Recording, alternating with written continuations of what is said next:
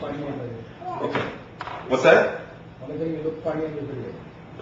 Oh, whatever. Who cares? That's the important thing, not the face. So at any rate, okay. So at any rate, let's just review a little bit about the.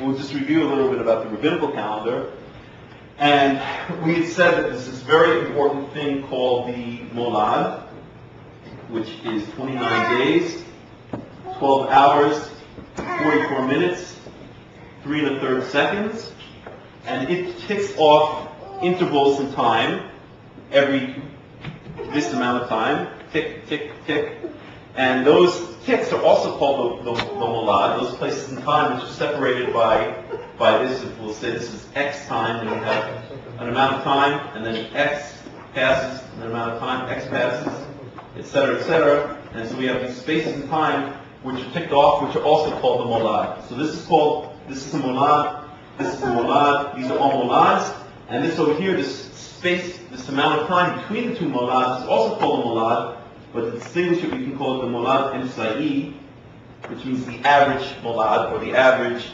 synodic period of the moon, which we said is the average time that it takes from one new moon to the next new moon, or one full moon to the next full moon, etc., etc.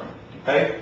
We also said that we have 12 months, and in the leap year, 13 months in the rabbinical calendar, and they start with Tishrei, and they alternate 30-29, 30-29, all the way through.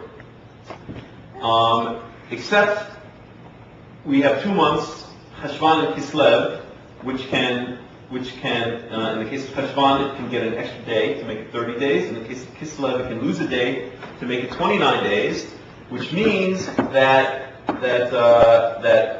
we can have a configuration of years which is either 353, 354, or 355 days. And if it's a leap year, when we have Adar the first added in, over here we get another 30 days, which means we can get 383, 384, or 385. Okay? In the most standard configuration, we're going to get 354. Okay? That means we get an alternating pattern of 30-29 all the way through, and we don't get an extra Adar the first, which adds an extra 30 days. Okay? If you add that all up, you'll get 354 days. If Cheshvan jumps from 29 to 30 days, then that becomes 355 days. If Kislev drops down from 30 to 29 days, you get 353 days. And then if we add in the 30-day Adar the first, that jumps it up from 353 to 383, 384, or 385. Okay? So these are the 6 values which are possible for the length of the year in the rabbinical calendar. Okay? There are no other lengths that the rabbinical calendar can have in terms of its years. It can only be one of those 6 values. Okay? Now, how do we figure out which of those 6 values it is? We need to take this molad, okay, and we need to figure out those 12 points. If we start from Tishrei of one year, we need to figure out the next 12 molads until we get back to Tishrei of the next year, meaning the 13th. The 13th molad would be the Tishrei of the next year. And we need to figure out that molad of the next Tishrei. If it's a leap year, then we have 13 months in between, and it would be the 14th molad after that. Okay, and if you remember the calculation we did yesterday, is we tried to figure out if the molad of Tishrei 5758 falls out on the 1st of October 1997 at 22:07 and 10 seconds. We added this amount. To that time, we added 29 days, 12 hours, 44 minutes, 330 seconds. And we found that the molad, that point in time again, of the next month, Cheshvan, works out to be, where was it? Friday, the 31st of October, 1997 at 10:51 and 13 1/3 seconds. Okay? So what we did is we ticked off those molad points for 2 months. For Tishrei of 1997, and then for Cheshvan of 1997. However, we said that this molad of Cheshvan is irrelevant to when Rosh Chodesh Cheshvan is going to be. But the only thing that's relevant is that Tishrei has 30 days. So the first of Tishrei is on October 1st, and we add 30 days, then the first of Cheshvan, meaning the Rosh Chodesh of Cheshvan, is going to be on the 31st of October. Okay? which happens to work out the same day as the Molad, but even if it didn't work out the same day of the Molad, we don't go by this exact point here. We go by the fact that Tishrei has 30 days, okay? And likewise, we can go around and get the Molad for each month, okay? But the point is that in the rabbinical calendar, the only Molad that is important, essentially, is the Molad of Tishrei, okay? So here we have the Molad of Tishrei 1997, or in the rabbinical reckoning 5758, okay? And we said this exact point in time right here. We need to now calculate the Molad of 5759, meaning of the fall of 1998, a year later, okay? And I want to go ahead and actually do that calculation. We're going to not even take into account the Molad of Heshvan. What we'll do is we'll start here with the Molad of Tishrei, which we said is at 5 days, meaning the 5th day of the week, 4 hours, 129 parts, which is 7 minutes and 10 seconds, but I'm going to leave it 129 parts, okay? Now 5758 is, let me just bring this up here for 1 second.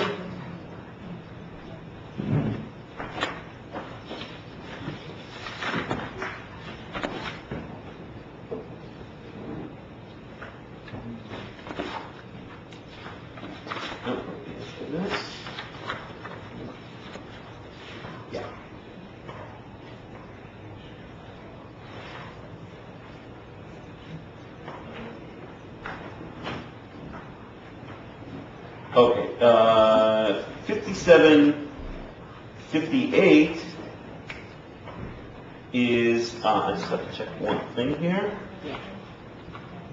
Really?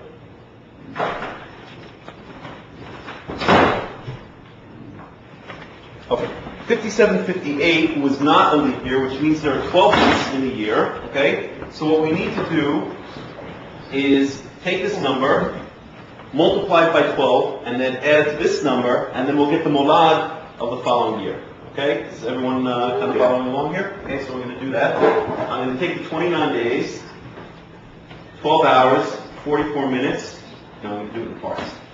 No, I'll do it in 44 minutes and 3 1/3 seconds.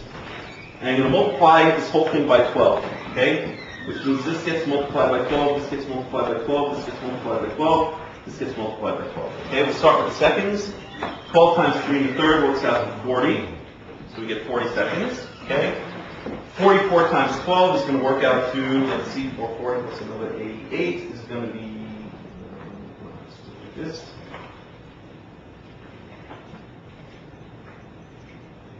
It's going to be 528. 12 times 12 is 144, and 29 times 12 is going to be 290 plus 58, which means it's going to be 348. Right? 18, 4, 5, 15 is going to be, no, that doesn't make sense. 1 second, 14. That should be 2, so it's 348. Okay, so we multiply it by 12, we get now 348 days, 144 hours, 528 minutes, and 40 seconds. Okay, this is the amount of time that passes in 12 months, meaning 12 of those molad ticks, and we now add this time to the original time, which was our molad for Tishrei 1997, then we'll get the molad for Tishrei 1998, okay? So I'm going to do it, I think I'm going to do it this way, okay? 40 seconds stays the same. 528 minutes, we need to convert that into hours, okay? So we're going to do 528, I'm just going to calculate it here.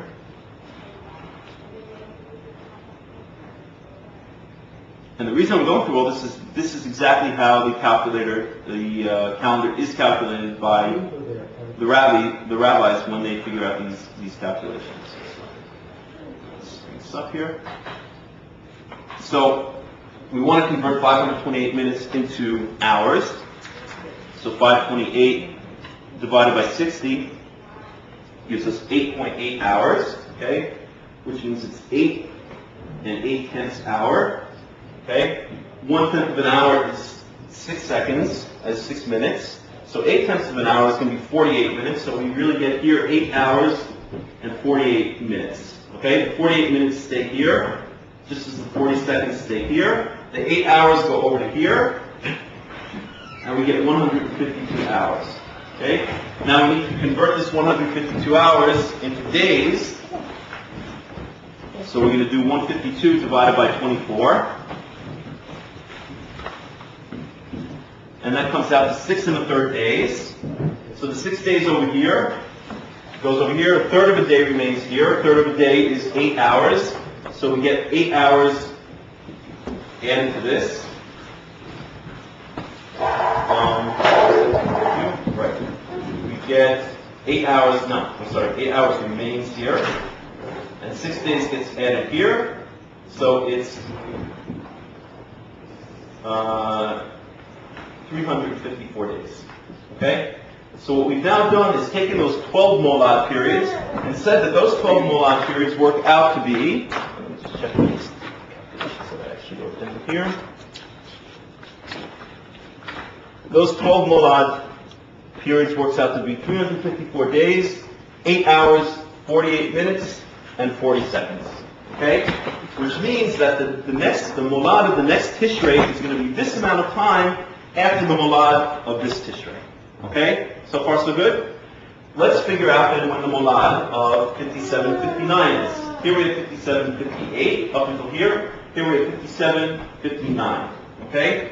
First of all, we can figure out what day of the week this is on. Okay? In order to do that, we need now to add, if this was it started on day 5, then I'm going to add this to 354, and I'm going to get 359.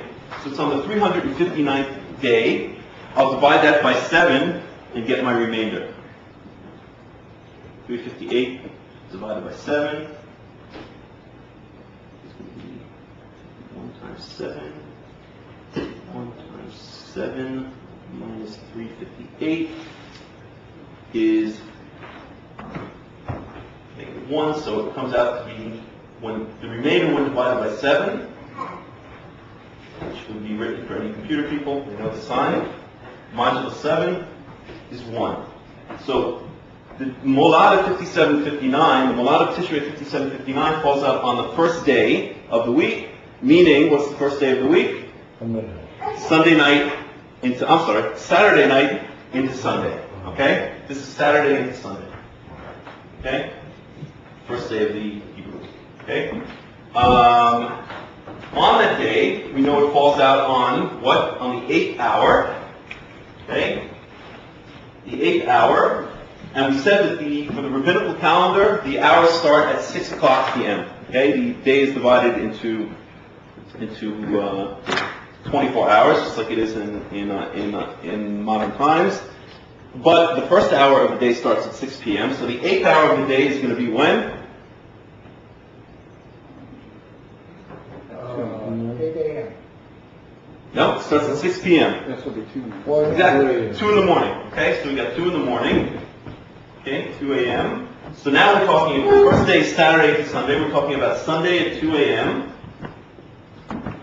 And then we have 48 minutes and 40 seconds. So we're talking about exactly Sunday at 2:48, 40 a.m. A.m. is already implied by the 2 here, since it's a 24-hour count, but I'll put it down anyway. And that falls out on a Sunday.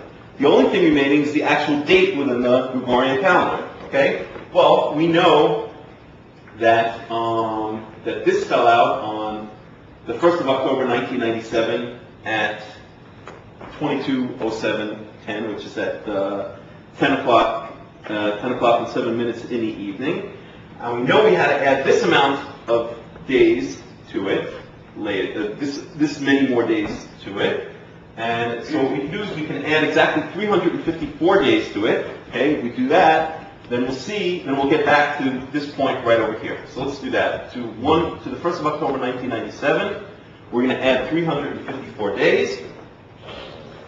And in order to do that, let's see, here.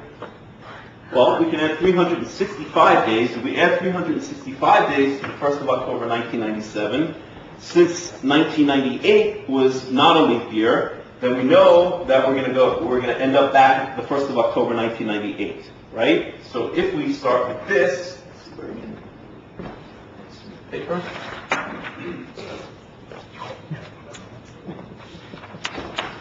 So if we start with 1st of October 1997 plus 365 days, we've now gone through an entire year. We're going to end up with the 1st of October 1998.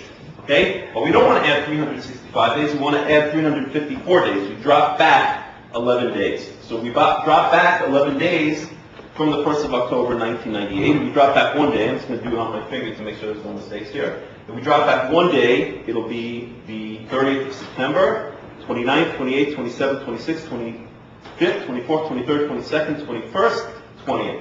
Okay, so we're back. This is minus 11 days. So we're back to the 20th of September, 1998. Okay? So, what we're talking about here is that this is actually going to be the 20th of September. Let me just check one thing. This is 5 days, and this is 354 days later. So the 20th of September, 1998, is actually going to be this Saturday night, okay, because we're talking about 354 days later from this. So then by the time we get to Sunday, it should be the 21st of September. So it's the 21st of September, 1998. I'm just going to check on the calendar and make sure that that was actually a Sunday.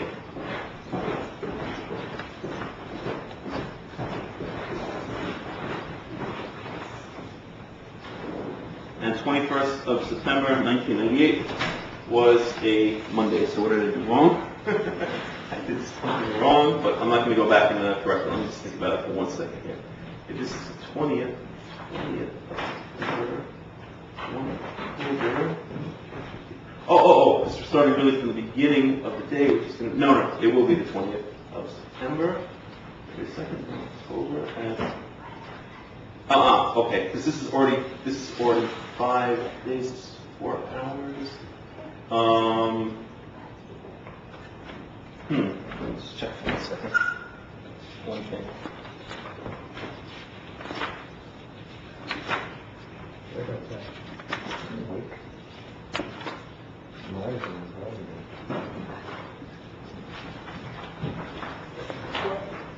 Okay, I'm just going to assume right now that it's the 21st of September 1998, even though I'd have to go back and check the calculation. Okay? At any rate, what we've done here is we've figured out. No, I'm going to say it's 20 because I don't know line exactly what the calculation is right here. 20th September 1998 is going to be on. We answer Sunday, 20th September. Okay, fine. Okay, so what we've done here is we have now exactly 2 consecutive molads. The first molad of 5758, okay, occurs at, as we said, the 1st of October, 1997 at 22:07:10.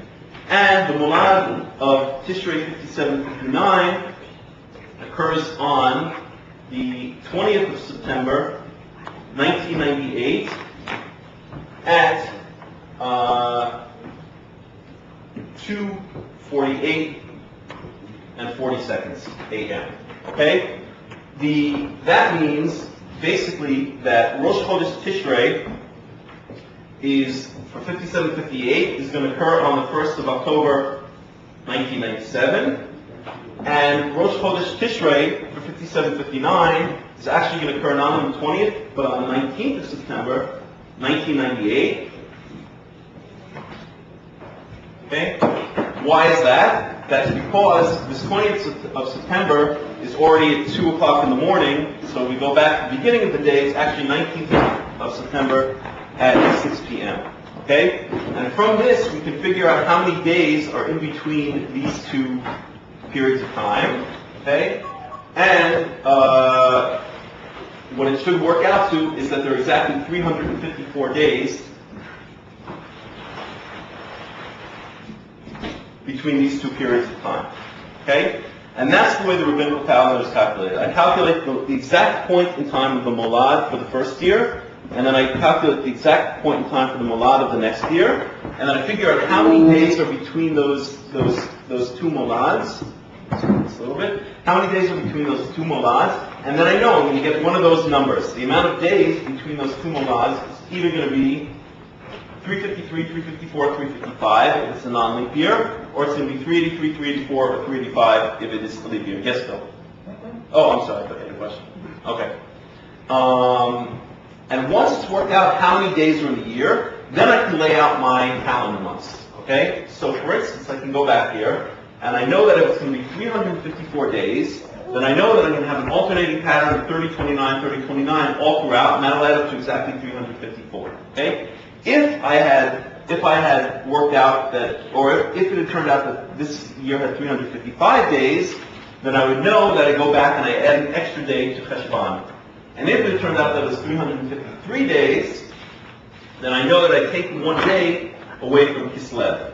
Okay? And if it were a leap year, it would be the same kind of thing, except 383, 384, and 385. Okay? So just to sum up, okay, on a more qualitative rather than quantitative basis, the way that the rabbinical calendar works in its most basic level is I find a point in time, which is the molad of Tishrei of 1 year. I find the exact point in time, which is the molad of Tishrei for the following year. Okay? I figure out the amount of days between those 2 points, and that amount of days is going to turn out to be either 353, 354, 355, or 383, 384, 385. Once I know how many days I have in the year, then I can lay out my calendar. Okay? And I lay out my calendar according to these lengths of the months. Okay? As we saw before. And if it's a leap year, then I add in my extra 30 days, which is Adar the 1st, which comes in between Shvat and Adar the 2nd. Okay? So far, so good. Any questions? I know it's very, very technical, but it's also very interesting the way the whole thing is laid out. What's that? The ladies are gone a long time ago. Okay, well, there's still one lady here, right? Okay. Oh, I didn't see. You're wondering which one is the lady. There's two, but they're kind of asleep. Okay. At any rate, see, there are differences between the sexes. At any rate, that's how the calendar is laid out. Okay. Now, has anyone heard of the idea of the postponements or the dichiot? Yeah. Okay. Usually, this is a very big deal. And when I've spoken to people who switched over to the biblical calendar, they always talk about the evil of the rabbinical calendar and the dichiot or the postponements. Okay. And they say, wow, everything would be great with the rabbinical calendar, except for this evil idea that if Rosh Hashanah falls out on a Sunday, then we push it off to a Monday. Okay, have you guys all heard of this idea? And really, it's a red herring, because even if there were no such thing as dichiot within the rabbinical calendar, it would still not mimic the exact time that we would see the new moon. Okay, because of the system we went through, and because of the system we explained here, and the way it's set up, the rabbinical calendar is never ever meant to always hit the new moon each month. Because it's going by what? Because it's going by this molad, this average period, this average synodic period. And we said the actual synodic period is sometimes going to be a little bit less, and sometimes it's going to be a little bit more. Okay? So even if we didn't have such a thing, or even if the rabbinical calendar didn't have such things as the postponements or the dichiot, then nonetheless it would still be missing the actual observable new moon much of the time, okay, or part of the time. But the dichiot, nonetheless, complicate the situation even more. Okay, and I'll explain what the dichiot are and how they work very briefly. I'll explain the first two, because those are the most well known. Okay, the first one and the most famous one is something called Lo Adurosh. Okay, which stands for Lo means no. Adu is an acronym for Aleph, Dalet, and Yud. Okay? I'll transliterate it into English. Aleph is the first letter of the Hebrew alphabet, and therefore it means the first day of the week, or what we would say Saturday to Sunday. Call it Sunday. Dalet is the fourth day of the is the fourth letter of the Hebrew alphabet, and therefore means a fourth day, which would be Tuesday into Wednesday. And Vav, it's a Vav, no. Yud, and Vav is the sixth letter of the Hebrew alphabet, which translates as the sixth day of the week, which means Thursday into Friday. Okay? So Lo Avu Rosh, which is the first of the Dechiyot. That's it in Hebrew. Dechiyot. Okay? Or postponements. Says the following.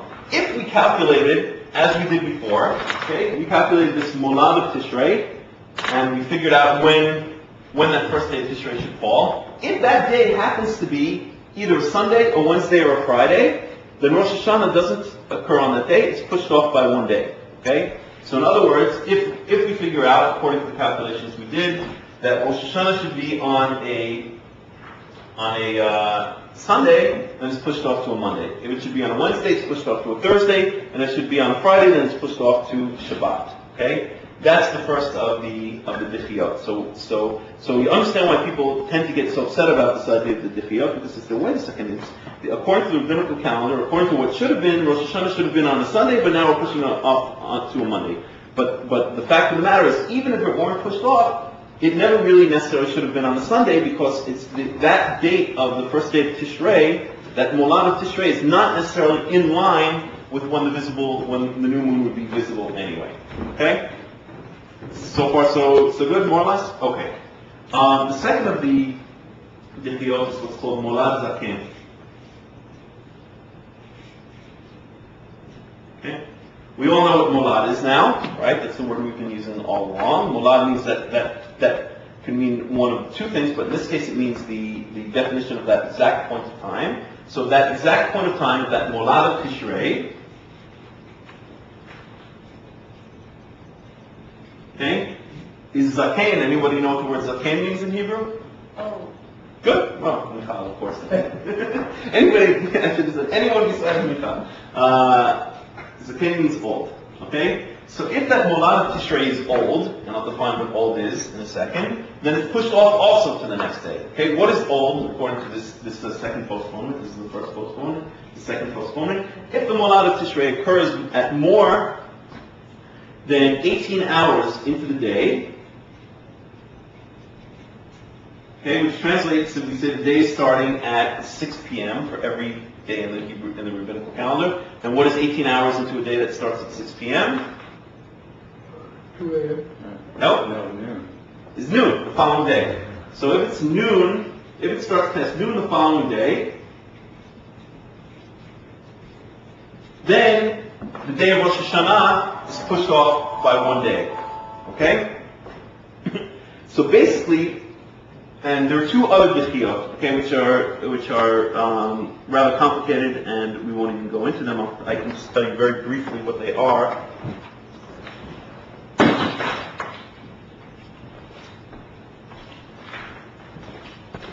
So we have one Dechiyah, which says that the first of Tishrei is postponed to a Thursday whenever the Molad of Tishrei for a 12-month year is on Tuesday at 9 hours and 204 parts or later. Okay? And there's a fourth Dechiyah, which says, requires that the first of Tishrei is postponed to Tuesday whenever the Molad of Tishrei following the 13th month year is on Monday at 15 hours and 589 parts or later. Okay? So basically, those four Dechiyot, some of which were added, the only one that's really mentioned as being added in the time of the Talmud is this.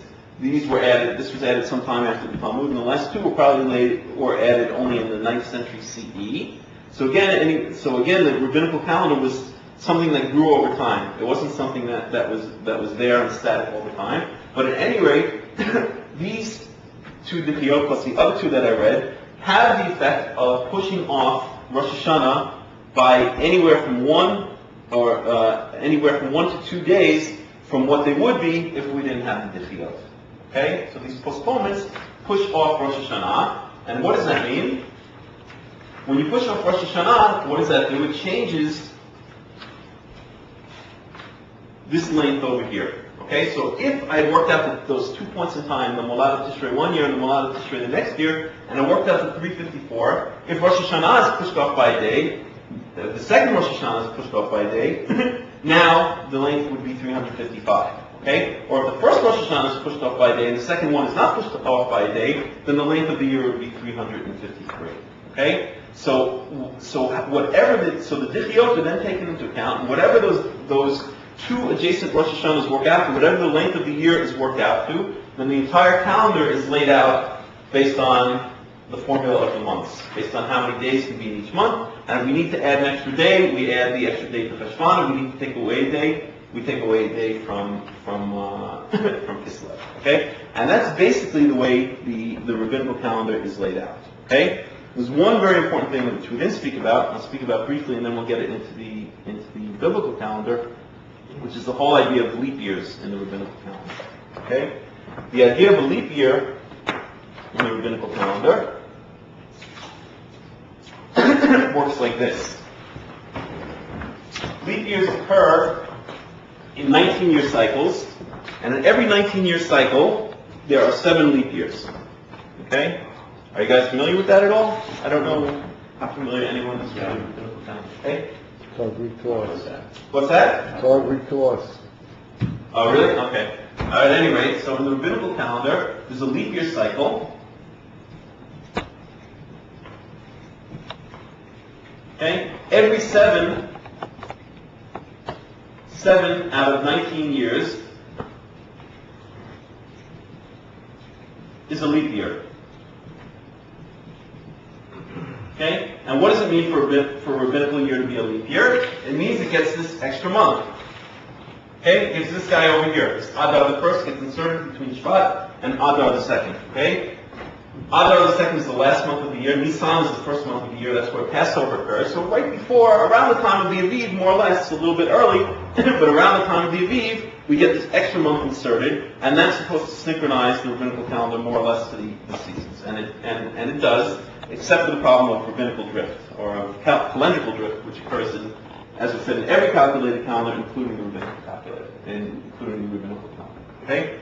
How does this work, and why does this work? It's based on something called the Metonic cycle. There was a Greek astronomer named Meton who lived in, I think it was the 4th century BCE. Just bring it up for 1 second. Anyway.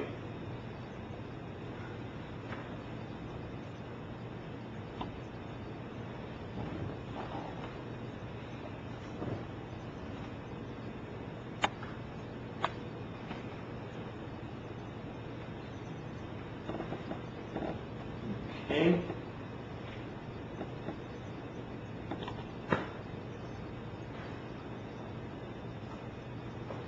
So he introduced it into the calendar of Athens in 432 BCE, and it was clearly known by other societies even before, but it's attributed to Meton, and it's called the Metonic cycle. And what did he do, or what did he notice? Okay, we have a problem with the lunisolar calendar. We're trying to stay synchronized to 2 cycles. We're trying to stay synchronized to the cycle of the sun, okay, as seen from the Earth, or another way of saying it, the cycle of the seasons.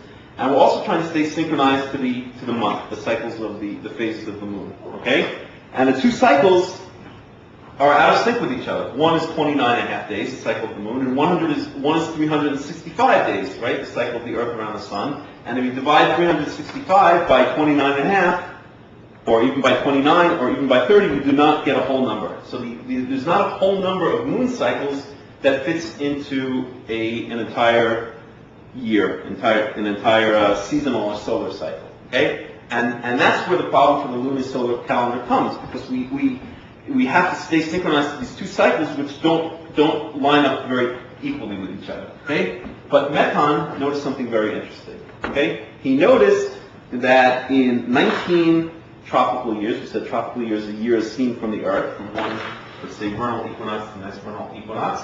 So in 19 years, okay, solar years, I'll put it simply, in 19 solar years, that actually works out to 235 lunar months. Okay? And this was a pretty powerful or pretty important observation, because it meant that if you go through 19 entire solar years, you will have gone through 235 lunar cycles, meaning the cycles will line themselves up after 235 lunar months or 19 solar years. Okay? Now, I'm not saying the exact truth, because the fact of the matter is that they're not exactly equivalent down to the second. They're off. They differ by about 2 hours. Okay? So that, let me just get the exact numbers here. 19 years works out to 6939.602 days. What did we say? 6939.602. 0.602, and 235 lunar months works out to 6939.688. So really, the 235 lunar months is slightly larger than the 19 solar years, but it's very close. It was close enough to be of use to the calendar makers of Athens and to the rabbinical calendar makers, who clearly were getting this number and getting this idea from the astronomy that was around them. This was a very well-known phenomenon, and this was a very well-known conjunction of cycles in the ancient world, especially after Meton incorporated into the Athenian calendar and made it popular throughout the entire region. Why do I say this? Because the rabbis, as they like to do about so much knowledge, which was really general knowledge, they like to claim that this was passed down from Moses through the oral law. Okay, they actually claim that explicitly, that the secret of the Metonic cycle, the secret of the intercalation of the years in the rabbinical calendar, was a secret that was passed down through Moses, and was later used in the rabbinical calendar. Also, they claim that the period of the Molad, the 29 days, 12 hours, 44 minutes, and 3 1/3 seconds that we saw, was another secret that was passed down through the oral law. Okay, in this way, they give their oral law more stature, more precedence, more validity, and they make it sound like they're privy to some kind of secret knowledge that only if you join yourself to them and to the oral law you have access to, and that's a bunch of BS, because this was a very, very well-known astronomical phenomenon, which was incorporated into many calendars in the region, including the late Babylonian calendar, the Greek calendar, the rabbinical calendar. Okay. So what does that mean, or how is this related to adding 7 months, or 7 leap months, 7 of these Adar Aleph, okay, the 7 30-day months, every 19 years? What does it do? Okay, well, we know that a typical rabbinical month has 12. A typical rabbinical year has 12 months. Okay, if we do 12 times 19, we do that calculation, it will come out to 228. Okay? 12 months times 19 years. If every rabbinical year had 12 months in it, then at the end of 19 years we would have gone through 228 rabbinical months. But the Metonic cycle says that 19 years actually has 235 lunar months. So we need, in order to catch up, we need an extra 7 months every 19 years. Okay? So we add our 7 months, 7 leap months, and we end up with our 235 months, but we end up basically replicating the Metonic cycle. Okay? And that's exactly what the rabbinical calendar does. And that's why out of every 19 years, you will get 7 leap years added in. Those 7 leap years are added in a very specific pattern. And that pattern can be remembered by the acronym in Hebrew, Guchatzat, which stands for Gimel, Vav, Chet, Aleph, Dalet, Zayin, Chet. Okay, Gimel is the 3rd letter of the alphabet, which means on the 3rd year. Vav is the 6th letter of the alphabet, which means on the 6th year. Chet is the 8th letter of the alphabet, the 8th year. Aleph is the 1st letter of the alphabet, which means the 11th. The 14th, the 17th, and the 19th year. So the 3rd, 6th, 8th, 11th,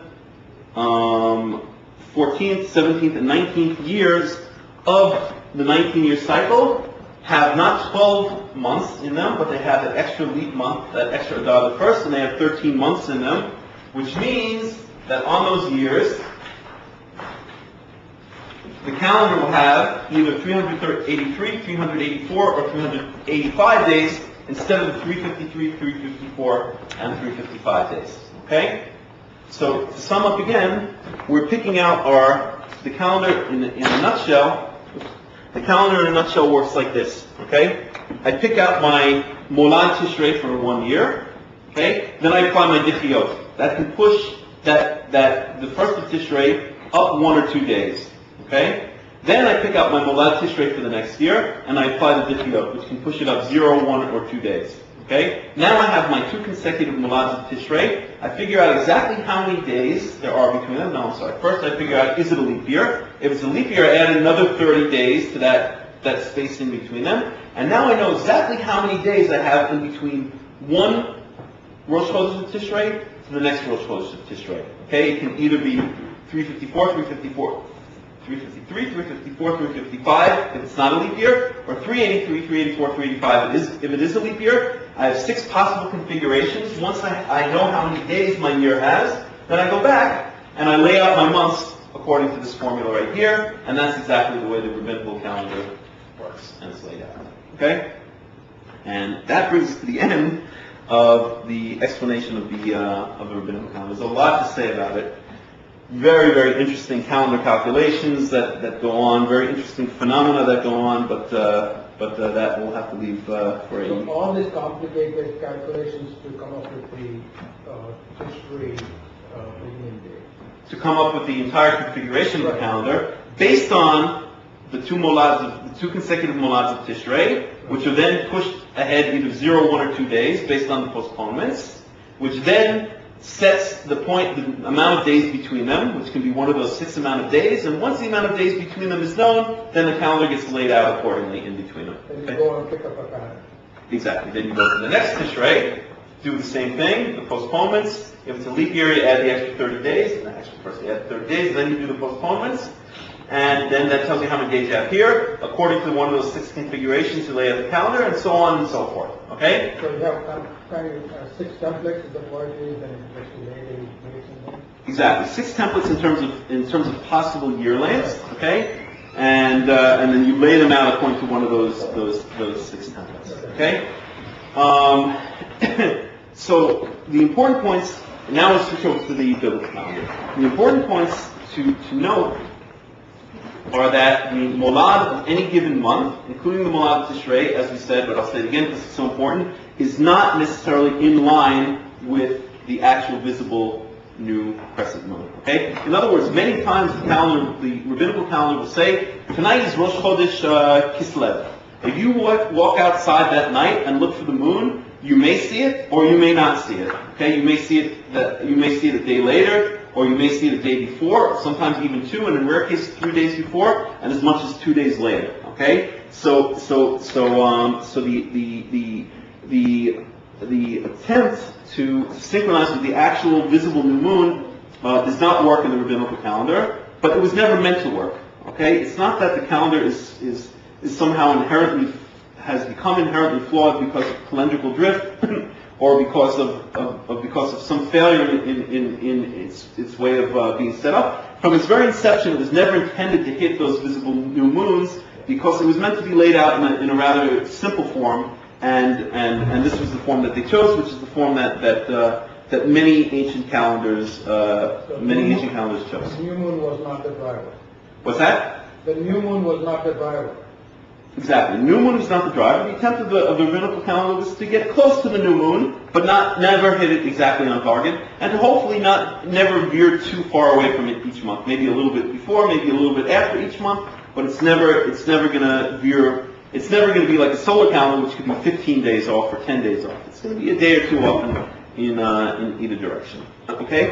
By the way, where do the rabbis justify that? In typical rabbinical fashion, they take a statement from the Tanakh, and let me just find it here. What was that? Was that the whoopee cushions you were telling me about? Did I sit on a whoopee cushion? We have a couple of Juna. Oh my God.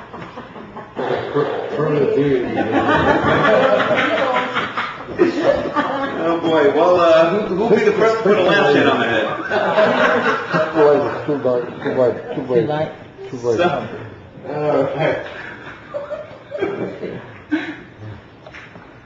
Okay, so if we look in Exodus chapter 12, verse 2, how are we doing on time, by the way, Martha? Do it. About halfway. 45 more minutes. Okay, great. So if we put in Exodus chapter 12, verse 2, we'll start one verse behind in verse 1. It says, "Vayomer Yehovah el Moshe ve'el Aharon ve'eretz Mitzrayim lemor." And Yehovah said to Moshe and to Aaron in the land of Egypt, saying, "Achodesh hazeh lechem rosh chodeshim." Okay, this month shall be for you the head of the months. Okay, this is the verse that and what month is it speaking about? It's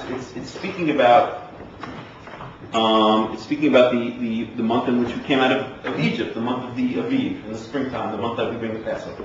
Okay, what do the rabbis do? The rabbis say in typical rabbinical fashion, they interpret the verse as, and they don't really believe that this is the interpretation of the verse. They're using the language of Torah to make their points. Is really what's going on. Okay, and they say it says in verse 2, "Chodesh hazeh lachem." This month will be for you the head of the months. And they say, well, it says this month will be for you, which means that you have it's for you, meaning you have the decision you have the ultimate say on when this month is going to be.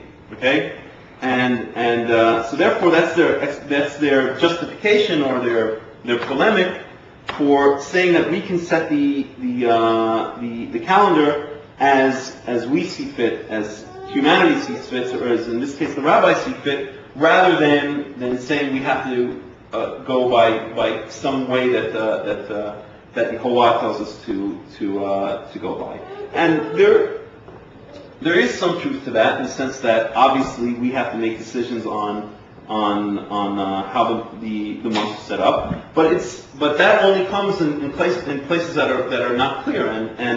And here the system of the calendar, the system of the biblical calendar is quite clear, and it's quite straightforward, at least in the broad picture. Okay, and then the details, it's true, are not always 100% clear. But the overall picture, the overall idea about how we're supposed to set up the biblical calendar is actually not very.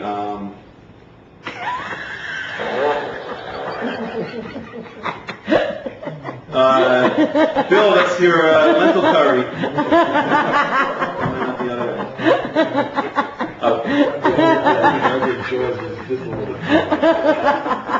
So let me bring this up. Now, I could potentially get a little bit upset about that, except I was warned, because when I said I was coming to the Karaite gathering, Martha said explicitly that what we're going to be doing is we're going to be putting whoopee cushions under Phil's chair, and we're all going to go to the other side of the room. But no one went to the other side of the room.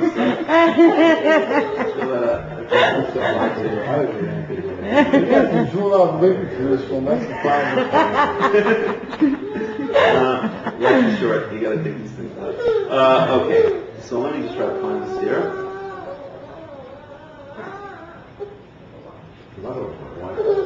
She was laughing. You're fine.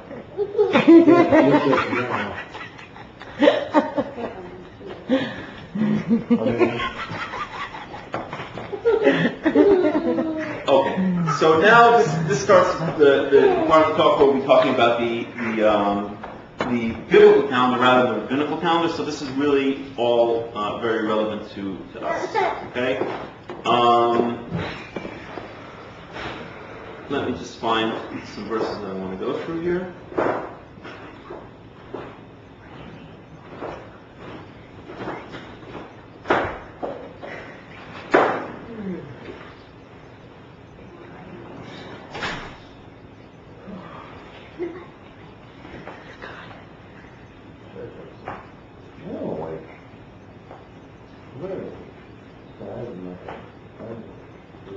So Genesis chapter 1 verse 14 says, does anyone have a, oh, I got it right here. Genesis chapter 1 verse 14.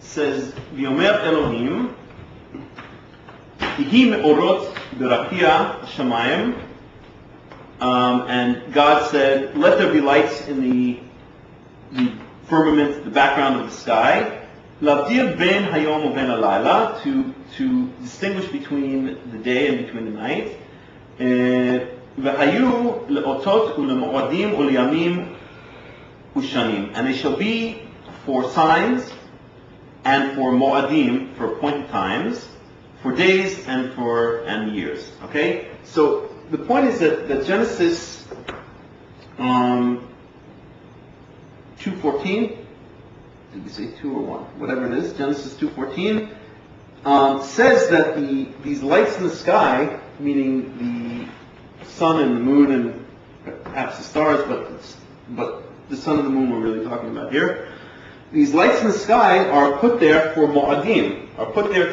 for us to set the times of to set our appointed times. Remember yesterday we spoke about the real meaning of the word mo'ed, that it's a meeting time, okay? It's a meeting time, a meeting place, okay?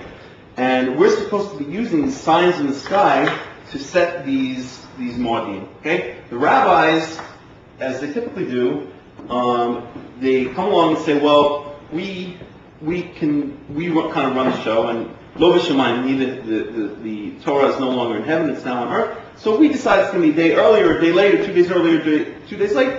It's not the end of the world. Okay, we have the right to do that. As we saw in the previous verse, this month will be for you, meaning you can decide how the month will be. Is there So the Catholic, that's what the Catholics do. Oh, did the Catholics? I didn't even know the Catholics had such a concept, but... Well, the Pope is the vicar of Christ. They have whatever is born on earth is going to be born in heaven, so they have a right to change the laws. Okay, there you go. So at any rate, we see here that really what we're supposed to be using, or the Torah tells us here explicitly that what we're supposed to be using to set these moedim are the lights in the sky, the lights that were placed in the firmament. Okay, that's the first thing. And there are other verses which point to that same idea. Maybe I'll bring 1 or 2 other verses. Psalms 104:19. Let's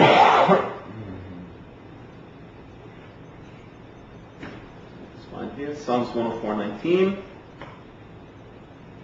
4.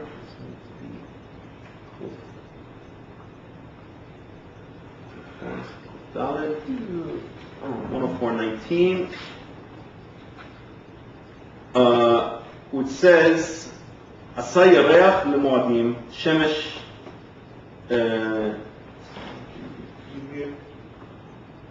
yada mivo'o." Okay, it says explicitly he made the moon for moadim. Okay, he made the moon for setting the appointed times. Okay. And let's see if there's another verse we can look at.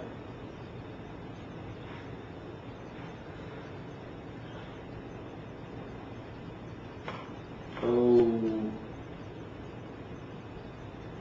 there are other verses, but I don't have them listed here. Okay.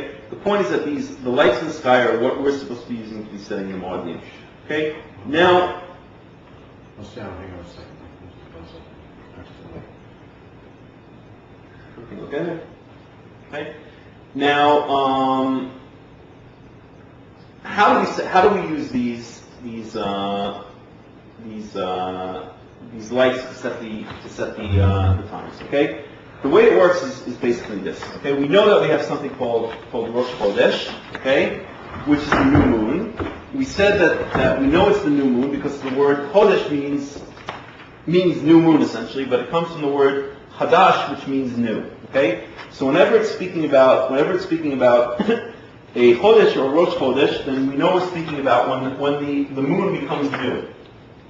Okay, And when does the moon become new? The moon becomes new for anyone who happens to be even a little bit of a stargazer, knows that the moon goes through its cycles, and then gets smaller and smaller, and then disappears. There's a couple of days where you cannot see the moon at all, right? Does everyone know this, or do I don't think with this crowd I need to go into this at all. But the moon disappears for a couple of days, and then suddenly appears in the evening sky right before sunset, and that's the sliver of the new moon. Okay? Has everybody here actually viewed a new moon or gone out to view a new moon? Yeah? Okay. So I don't really need to explain it because that picture is worth a lot more than 1,000 words. Okay? So so we know that when we see the new moon, that new in Hebrew means hadash. Okay? And the word for new moon is chodesh. So whenever we're speaking about the word chodesh throughout the Tanakh, we're either speaking about a new moon or by extension a month, because the month is counted from the point of time that new moon becomes visible. Okay? So that's the first thing. So the first thing to realize is that the biblical calendar is also a lunisolar calendar, just like the rabbinical calendar. But the difference between the rabbinical calendar and the biblical calendar is that the biblical calendar is a lunisolar calendar by observation rather than by calculation.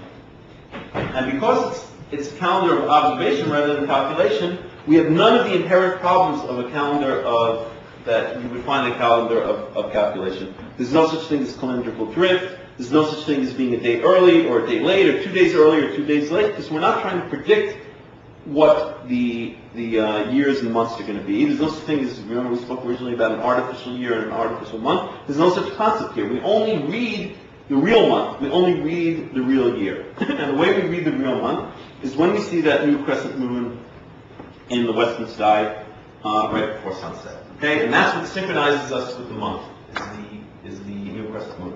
What synchronizes us with the year is the... What's that? Not the equinox, but you said it there? Yeah, the Aviv. Okay?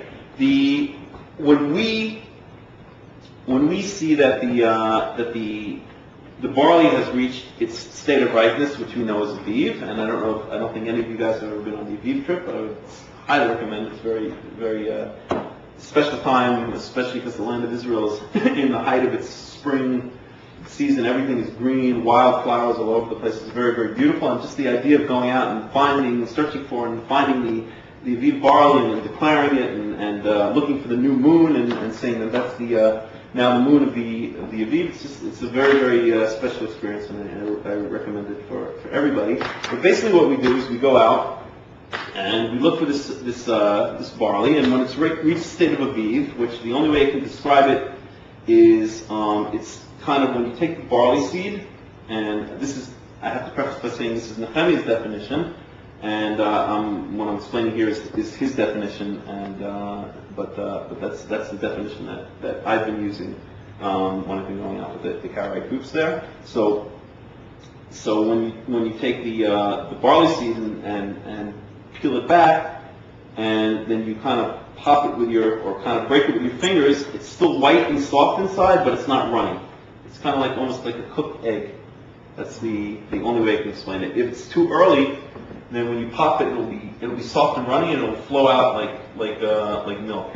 And if it's too late, then it will already get hard and it will have lost its whiteness. So it'll kind of turn a light brown or a yellow.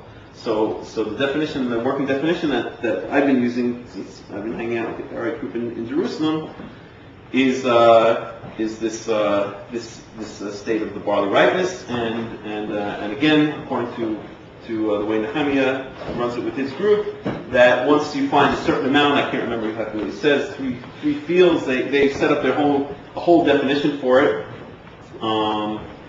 And once you find this amount of Aviv, then the next new moon after that becomes the new moon of the Aviv, and that's the month in which the Passover offering is brought, and that's the month in which the Chag HaMatzot is kept. How are we doing on time over there? Yeah, we're doing fine. Okay.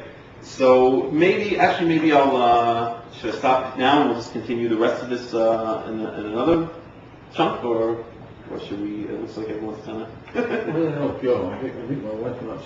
Well, you can keep going because this is being recorded. Right, I hear you. Okay, yeah, okay, I guess we'll just finish off. Forgive me. So, are there any questions so far? No. Okay. So, so that's the way the biblical calendar synchronizes. Yes, Bill? The moon was created for Moed. Right, okay. Mm-hmm. There is a concept of Karma Mm-hmm. from the same Jewish perspective. I already know what you're going to say, but go ahead, yeah.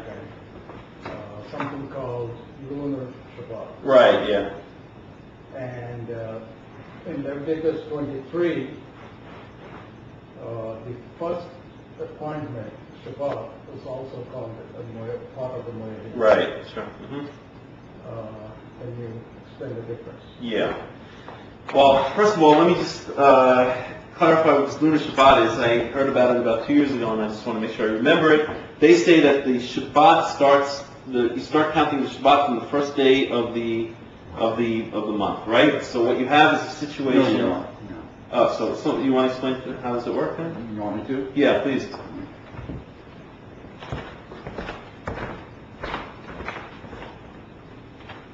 There's actually different theories on how this is Jack, by the way. There's different theories on how the lunar Sabbath, the lunar Shabbat, how it works. Basically, the people look at this Shabbat as one of the moeds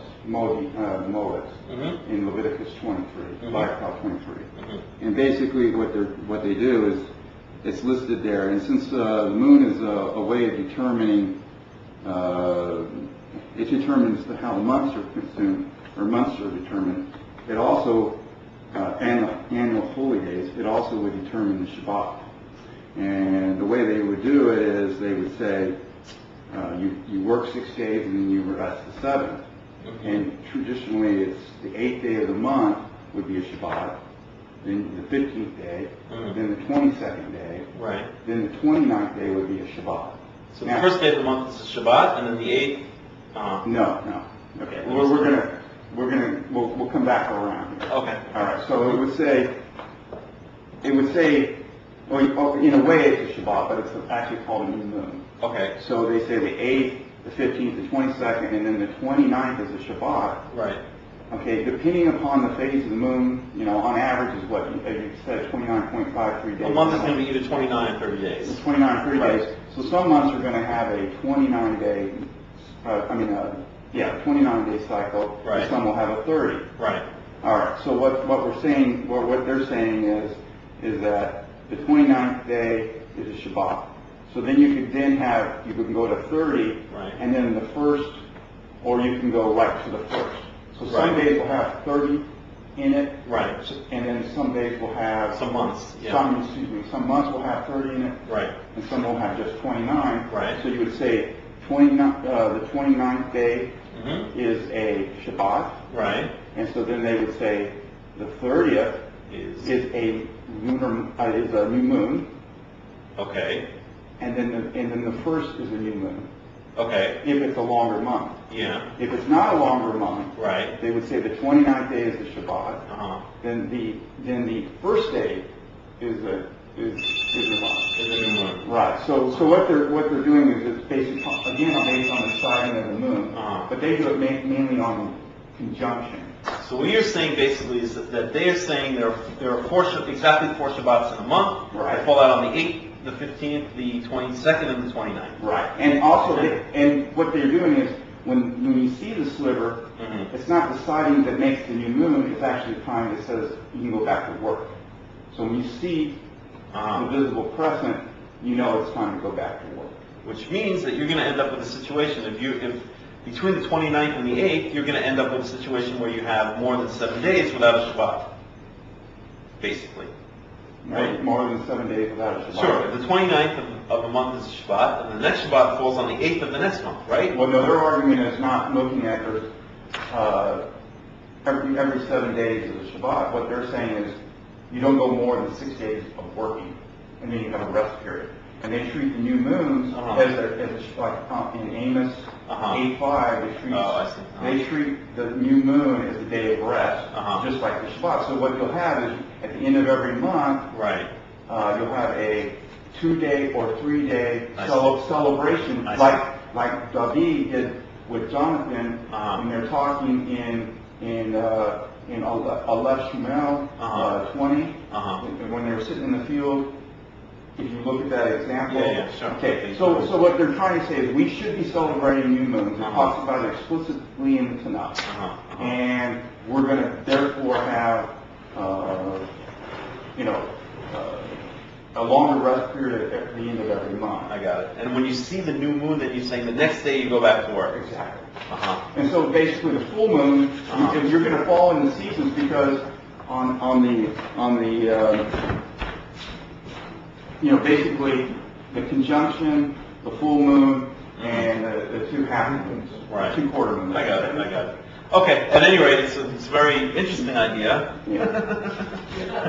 But I think it's a ridiculous idea, and I'll tell you why I think it's a ridiculous idea. The main reason that I think it's a ridiculous idea is because the idea of the Shabbat is it's supposed to take place every 7 days. Okay? Now, the fact that you've decided between 2 consecutive 7 days to add in a couple more days of rest, that's very nice. But Rosh Chodesh does not say anywhere in the Tanakh that on Rosh Chodesh you're not allowed to do Melacha. There may be some evidence that in ancient times maybe that's what they did. Maybe they made those days of celebration. But the Tanakh does not command us not to do Melacha on. Well, but their argument. Repeat my question or my statement. The people who believe in this, that says that the Scripture doesn't command it. You have a Sabbath every 7 days. It says you're not supposed to work more than 7 days. If you look at the command in Hebrew.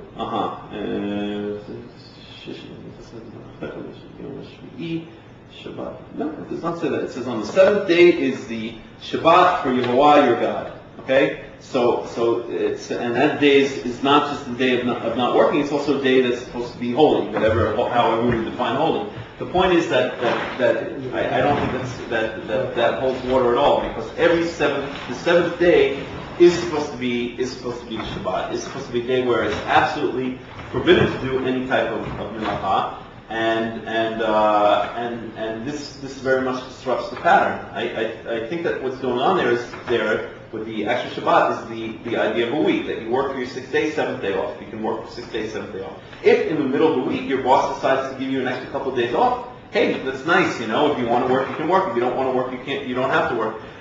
But there's certainly an explicit commandment not to work on Shabbat, and there certainly is not an explicit commandment not to work on Rosh Chodesh. So and they would also argue too, and I'll just throw this out, that there's no way that we can say that our Saturday Sabbath is a continuous Sabbath from the time of creation, and that we have no proof that Saturday is the Shabbat. Irrelevant. Completely irrelevant. When I gave my talk on Shabbat, I guess now about a month and a half ago, one of the things I said is that I don't think we have to be in sync with that original Shabbat, or that original Saturday. The whole idea of the Shabbat is, first and foremost, it's an idea of social justice, that those who are less privileged in society will have a day of rest, one out of every 7 days. And if I was stuck tomorrow on a desert island and I'd been unconscious and I woke up and I don't know how long I'd been unconscious, then what I think could be done is that I would work 6 days and the 7th day of rest. Work 6 days and the 7th day of rest. It may turn out that day I'm resting is a Tuesday or a Thursday or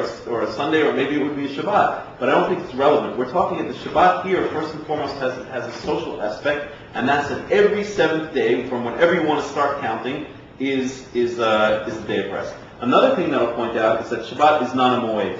Okay? That's a misreading of Leviticus 23, and I'll just bring it up for 1 second. Shabbat in Leviticus 23 is called a Mikra Kodesh, meaning a holy convocation, but it's never called a moed. Although for the non-experienced reader, one could think that it is. And let me just bring it up. I don't get that social justice part. What's that? I don't get that social justice part. I don't think God is communist. Communism and social justice are not the same thing. The point is that God, the Tanakh says explicitly, the Torah says explicitly, that the reason you shall rest on the seventh day is so that your son, your daughter, your manservant, your maidservant, your ox, your ger, and I can't remember there are a couple of different statements that will have a day of rest. That's really the reason of Shabbat, that all of us can rest, right? It even says in the first statement of the Shabbat that when God rested, when Yahweh rested after making creation, it says the Shabbat v'yinafesh, okay, or Shabbat v'yinafash, meaning he rested and literally he restored his soul. By resting, one restores their soul, right? They're able to then get up and get what they need to do, get done what they need to do the next week. So I think the aspect of Shabbat is ultimately an aspect of social justice. If not, what do you think it is in Suriel's Shul? He decided he wanted to rest from his creation, and he only man to rest also. That's all I see into it. No, but it says a lot more. But it explicitly says we don't have to start even speculating. If you look at the places where Shabbat is mentioned, it says explicitly, you will rest so that your son, your daughter, your manservant, your maidservant will rest. Another place, you will rest so that your ox and the ger and the convert, or however you want to translate ger, will be able to rest. What's that? Proselyte will be able to rest. The reason is not something hidden or secret. The reason is given explicitly in many statements of the Shabbat. Okay, looking at Leviticus 23, this is V'daber Yehovah el Moshe lemor, and Yehovah spoke to Moshe saying, Daber el bnei Israel, speak to the children of Israel, Wa'amata aleim mo'adei Yehovah asher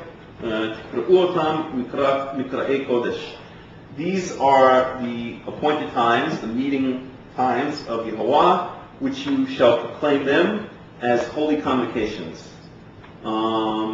This is really a bad printout of it. If anyone has it, I can shake it open. This is in another browser. It'll come out much better. 1 second.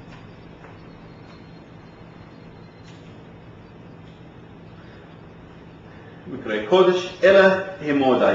These are my appointed times, and then it goes on to say Sheshit Yamim Tasem Melacha V'Yom Shabbat Shabbaton Mikra Kodesh Kol Melacha Lo Ta'asu. Okay, so then in Leviticus 23:3 it says 6 days you shall do your work, and on the seventh day is the Shabbat, the day of rest, the holy convocation. You shall not do any work. Shabbat Ki Yehovah. It is the Shabbat to Yehovah. B'chol Moshvotechem, in all your habitations. And then in verse 4 it says, Ela Moedei Yehovah. Then it says, these are the appointed times of Yehovah, Mikra'ei Kodesh, Shetikru Otam B'moadam. The holy convocations, you shall call them in their appointed times. So we see that in verse 4, it's then really starting the Moedim. The Torah works, it'll give a general introduction, and then certain things will be part of that introduction, and then it'll actually go into the details. So Shabbat is mentioned in the same chapter of the Moedim, but it's not a Moed. Shabbat is not technically a Moed.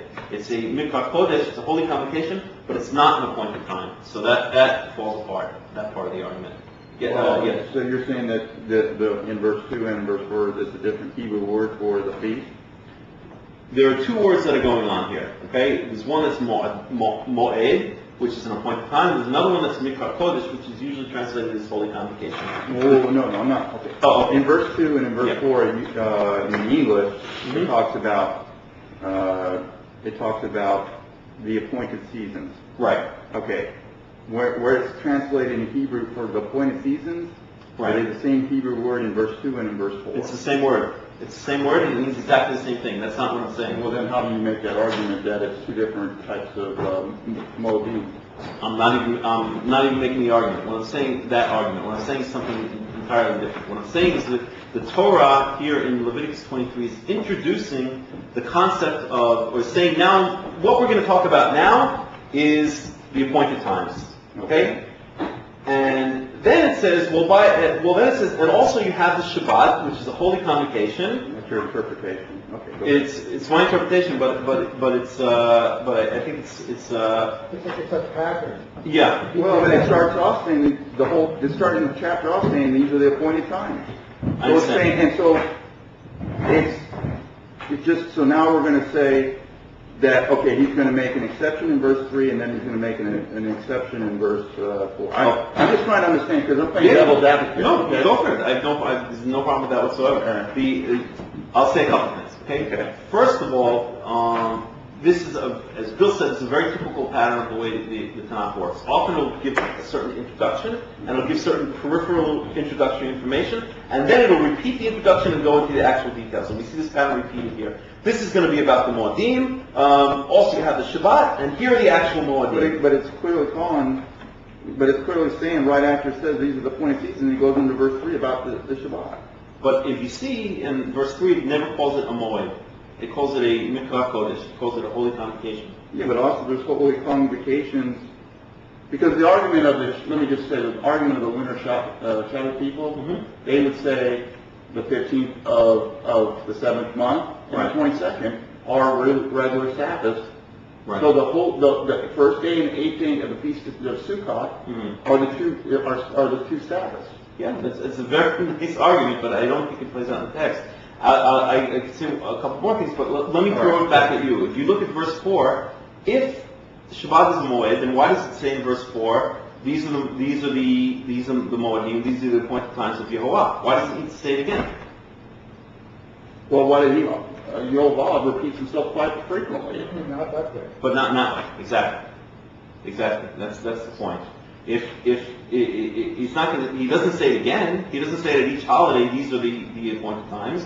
It's following a pattern where it gives an introductory verse where it says, okay, I now am going to talk about appointed times. Okay.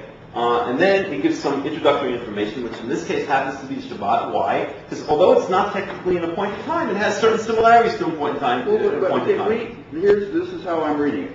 Speaking of the children of Israel, saying to them, the appointed season of Yehovah, which you shall proclaim to be holy convocations, even these are my appointed seasons. 6 days. So now we're going to go into it. 6 days shall work be done, but on 7th day is a Sabbath of solemn rest. Right. Holy convocation, which is used later on with the holy days. You shall do no manner of work. It is the Sabbath to Yehovah of your dwellings. Right.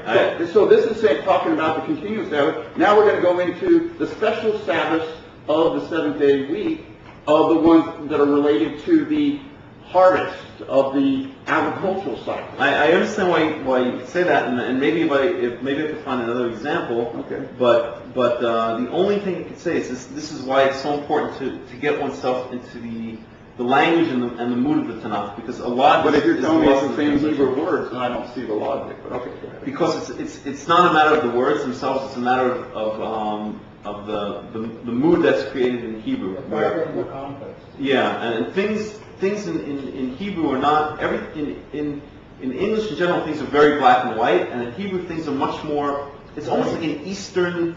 Can you repeat for Pierre what I had said? Because she's asking. She says, "I wish we could hear the things being said at the gathering from the audience." I realize you. Okay. Maybe you want to come up here and say them, or Do you want me to? Okay. I'll summarize real quick. yeah, sure. Are we gonna run that thing on that thing? Probably. We still have Some time. This is Jack. I'm just playing devil's advocate because I have some friends who believe in it. Basically, I brought him. If you look at Vayikra 23, and in verse 2, I was asking if there was a difference in the Hebrew, since I'm not as knowledgeable as the Hebrew is in Melech. I wanted to see if the word for appointed times or feast in some translations, if there's a difference in the Hebrew from verse 2 versus verse 4. And if I read it correctly in verse 2, there is no special exception for the weekly Shabbat. And from what I heard in the argument is that the weekly Shabbat is continuous throughout the whole year. And then what it does is that when it goes to verse 4, it's not like it's saying that it is now we're talking about a different type of moedim. What it's saying is now we're going to go and speak about these that are related to the annual times of the year, basically towards the agricultural cycle. So now you're going to follow these different types of things, do special things of the weekly Shabbats, and you're going to do it. And so that's why the argument of the lunar people is, for example, this time that we're keeping now, we're keeping the 15th and the 22nd. Their feeling is that we're keeping Sukkot between two weekly Sabbaths, 15th being the first, and then the 8th day would be the 22nd. And then, so there is no Shabbat in between. We're actually keeping our Sukkot, the special time, and the ingathering of the end of the year. And so we're keeping a celebration, a special celebration between these two weekly Shabbats. Now, that's their argument. I just wanted to see if there was a difference in the Hebrew, which I'm finding out there's not, but he's telling me that there's a difference in context of the Scripture, and maybe he's going to show me another place in another part of the Tanakh. Okay, one correction. Mm-hmm. The Sukkot first day and last day are Shabbat ones, but not Shabbats. That's right. Okay. Shabbat. Even though you're not supposed to, but see, there are two terminologies. Yeah. One, Shabbat, Shabbaton. But the Tanakh never defines the difference between Shabbat and Shabbat. No, it does. It's a very, very clear distinction. But there's a pattern. Shabbat, weekly Shabbat is Shabbat, Shabbaton.